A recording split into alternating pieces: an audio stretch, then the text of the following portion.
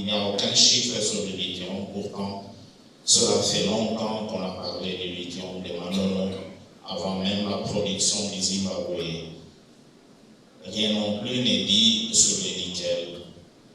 Il semble que ce sera un des apports du projet de précurseur de batterie en Zambie, avec la Zambie. Le thème de cet ami est la promotion de la bonne gouvernance et la mobilisation des recettes du secteur minier dans le contexte de la transition énergétique en République démocratique du Congo. En le réalisant, la première question qui m'est venue en tête est celle de savoir quelle serait la durée de la transition énergétique pour la RDC. Cette question a suscité d'autres. La principale, c'est à qui s'adressent ces réflexions qui visent à sauver la planète, notre maison commune. Est-ce à nos gouvernants qui décident ou semblent décider sur nos minéraux, sur la gestion des recettes qui résultent de leur exploitation? Et c'est aux multinationales qui utilisent nos minéraux comme matière première pour la transition énergétique? Et c'est aux pays industrialisés par lesquels transitent ou finissent nos minéraux pour nous revenir en produits finis? Ou est-ce la population congolaise dont l'avènement d'un monde sans énergie polluante risque d'être un mythe? J'ai essayé de m'imaginer ce point final de la transition comme la situation que nous vivons dans le domaine de la communication aujourd'hui.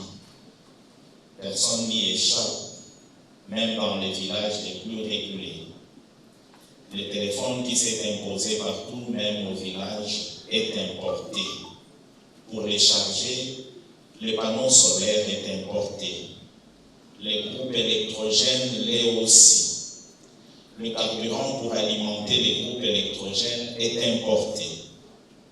Les unités ou les crédits pour communiquer, on ne sait pas s'ils sont importés ou fabriqués sur place, parce que l'on parle aussi de satellites. Pourtant, nous avons les minéraux et les hydrocarbures essentiels à la fabrication des téléphones et à leur alimentation en énergie. Qu'en sera-t-il quand on parlera des véhicules électriques?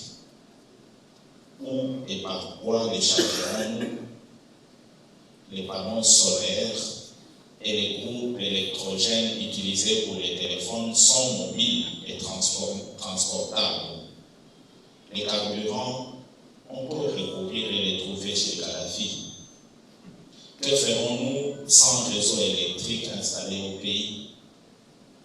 De même, pour nous déplacer, allons-nous utiliser les véhicules? Si oui, sur quelle route? Allons-nous utiliser le train?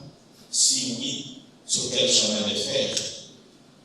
Les avions déjà en carence qui utilisent toujours le kérosène, ou les drones dont la capacité pour les transports commerciaux n'est pas encore atteinte.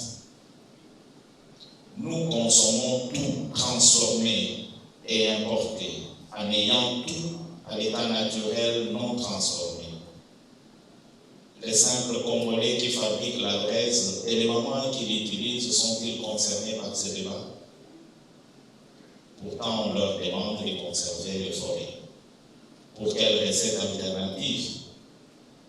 Même dans les 30% des recettes minières évoquées en 2022, il n'est pas impossible qu'une bonne partie aille dans les dépenses sécuritaires pour une insécurité alimentée par des armes qui viennent de là où vont nos minéraux.